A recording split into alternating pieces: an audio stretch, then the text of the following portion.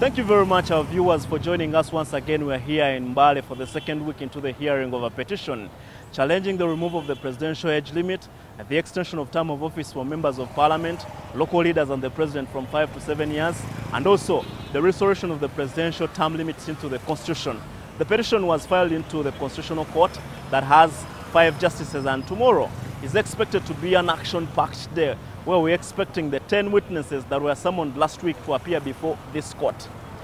One of them is Mukono Municipality Member of Parliament, Petitioner Mbale, who was called on the request of the government side, and they want her to shed more light on her claims that she was assaulted by security agencies that invaded Parliament on the 27th of September. 9 other people were also summoned by this court last week on the request of the petitioners, and these include the CDF General David Muhozi, the former police commander Kampala Metropolitan Frank Mwesigwa, and the police director of operations, that is Asmani Mujenyi. And these are to help the petitioners explain their involvement in the deployment around Parliament in the due course of passing of these constitutional amendments.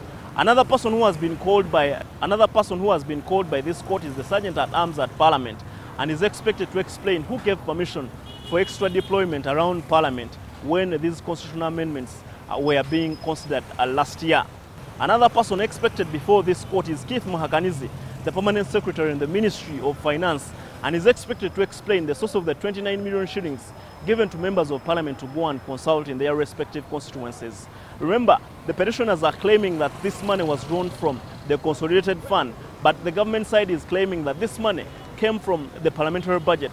So he's expected to shed more light on whether a certificate of financial implication was issued before this money was released from the Ministry of Finance, if it is so, as the petitioners are claiming.